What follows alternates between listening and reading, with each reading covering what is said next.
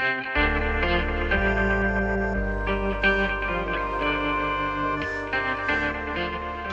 there, YouTube, it's Raijinku here. I'm glad to be back. I've been off a little bit of a, as you would say, hiatus for a little while. I've been at school, working at my master's degree, so I can be a Kaijudo Duel Master like everyone out there. That's why I actually go to school. Today, I have some very, very important news to share with you guys, and by news I mean card previews. More specifically, I have not one, but two to share with you guys from Wizards of the Coast. I've already gotten a chance to look at them and think of maybe some combos and stuff you can do. I have two reviews for you. The first one I'm going to post up here. Let's take a look at our common Swordhorn.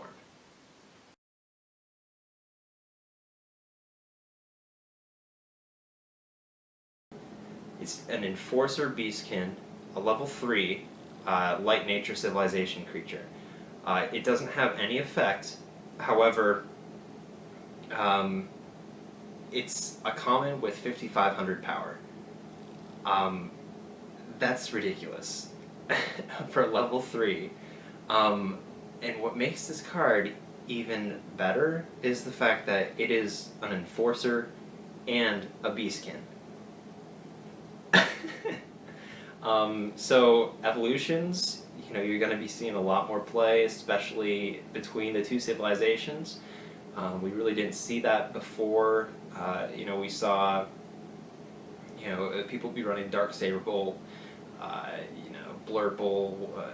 So light and nature evolution sort of coming together can be a thing now. And again, even if it's not, this guy is 5,500 power. Which it deals with so much stuff.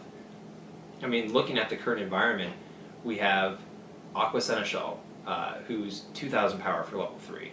Yeah, he draws you a card, but this guy just blows him out of the water in terms of raw power. It's just amazing. Okay, so this card is amazing. Plus the art is pretty cool too. So I'm definitely looking forward to more with this card. Now, if we take a closer look here, my next preview that I had here is one of the very rares in the set. It is also of the same colors, so you've got the light civilization and nature all in one. Let's take a look at our very rare from the set, Starseed Squadron.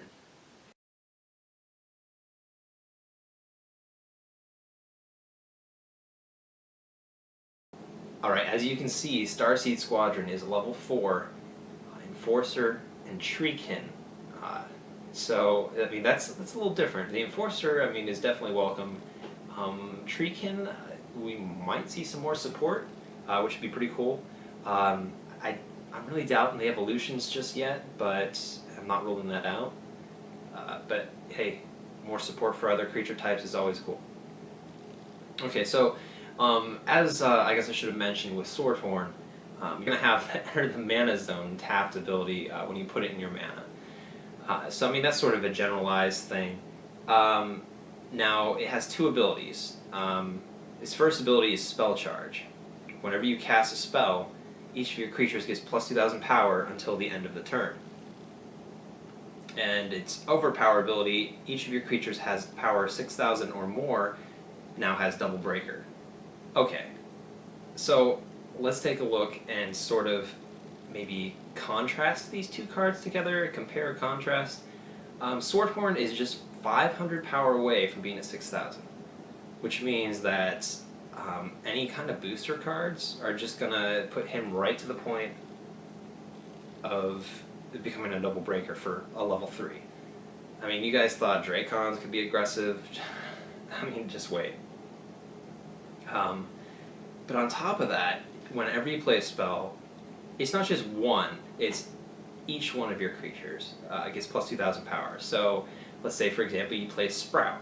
Okay, well, all your creatures just gain plus 2,000 power, so that makes this very rare Starseed Squadron 6,000 power. And it automatically gives himself Double Breaker. Again, this is a level 4.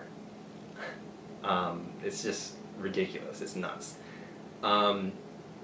So, for example, there's cards like Energize or some other other spells that boost power. It automatically gives all your guys plus 2,000 power. And if they're already sitting close to 4,000, you're going to be having a bunch of guys that can double break. And this can get really ridiculous, especially with the one card I had mentioned. It gives all your creatures plus 1,000 power. So that's going to basically give everybody 3,000 power, which, again, should put most creatures up to the point of 6,000, and it's just going to be crazy. So being able to give all your creatures double breaker, and to have these creatures that have so much power so early game, there's going to be a lot of different plays going on here. And at the same time, you're sort of reinforcing the enforcer plays too. So you're going to have more evolutions going off with Cobalt, Halon, so on and so forth. And they're just going to have even better targets. Starseed Squadron has a lot of potential. And if we look back at some of the previous sets, we noticed that there are plenty of enforcers to work with, including Blinder Beetle, Canyon Skimmer that just came out in Dragon Strike Infernus, as well as some of the evolutions, including Cobalt, the Storm Knight, and Halon, Paragon of Light. As for the Treekin side of things, generally not a lot of people know too much about the Treekins. I did a quick bit of research myself, and there's only like 4 or 5 Treekins currently in the environment that I'm aware of. We have Illusory Berry, which is basically level 4 with 3,000 plus power. So sort of similar effect in terms that it has powerful attack, so whenever it attacks it gets more power, so plus 2,000.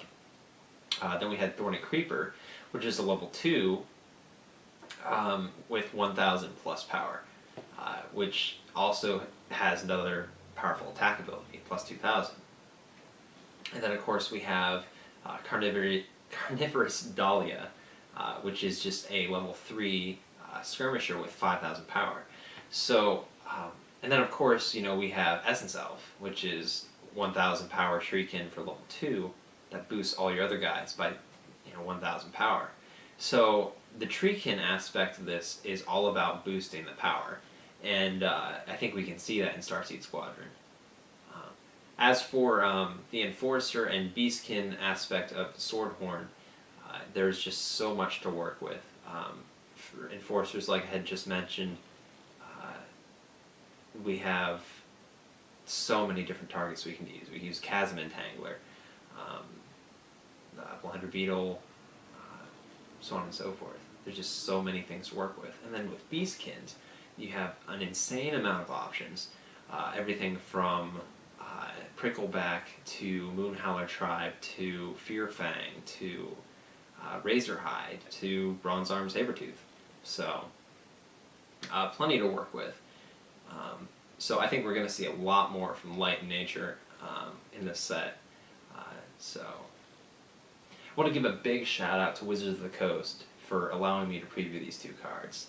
It's just amazing to be part of this and to be able to share this with you guys out there. So, once again, thank you, Wizards of the Coast and Andre Cole.